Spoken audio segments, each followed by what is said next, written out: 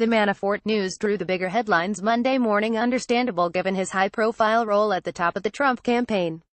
But the Papadopoulos guilty plea and the fact that he has been cooperating with the special counsel investigation since his July arrest strikes me as significantly more problematic for Trump and his White House in the medium to long term.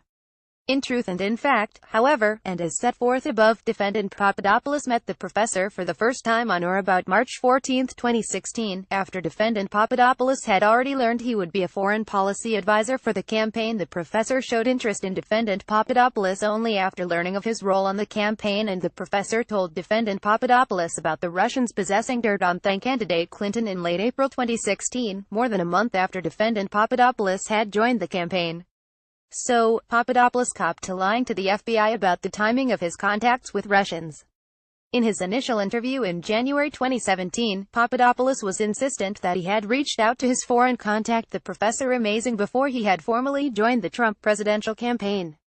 He was arrested in July, pleaded guilty in October, and appears to have been cooperating in between. And, most importantly, the professor only showed interest in Papadopoulos after it became known that he was employed by the Trump campaign.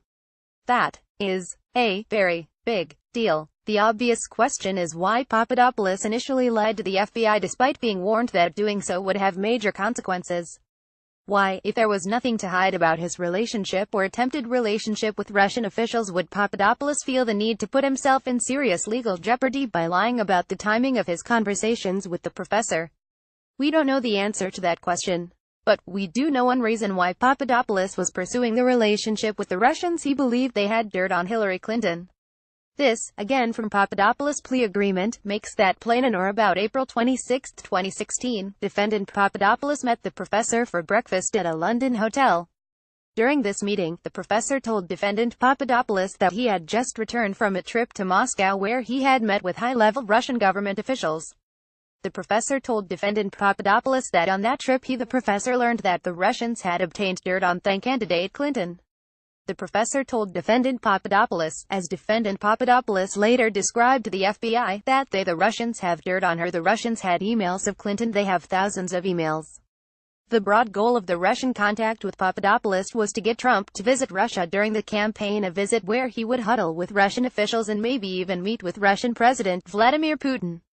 Obviously, that trip never happened. Point 1. The professor only expressed interest in Papadopoulos after it became clear that he would play a role in the Trump campaign as a foreign policy advisor. Point 2.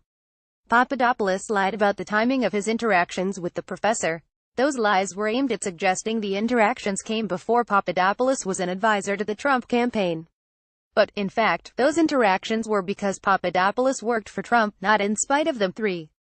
Papadopoulos' interactions with the professor were driven by the promise of dirt on Clinton in the form of thousands of emails regarding Clinton. Point 4.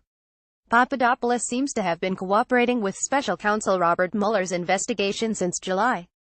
Given all of that, it's much harder for Trump and his allies to dismiss Papadopoulos than Manafort. What's more, court documents make clear he was in contact with high-ranking campaign officials about his contacts with the Russians. A senior former campaign advisor told CNN's Gloria Borger that Papadopoulos was not a major player. He was a zero, a non-event, the advisor said. But what Papadopoulos has already admitted to doing, lying to the FBI about his conversations with Russian operatives regarding dirt on Trump's general election opponent, is a very big deal.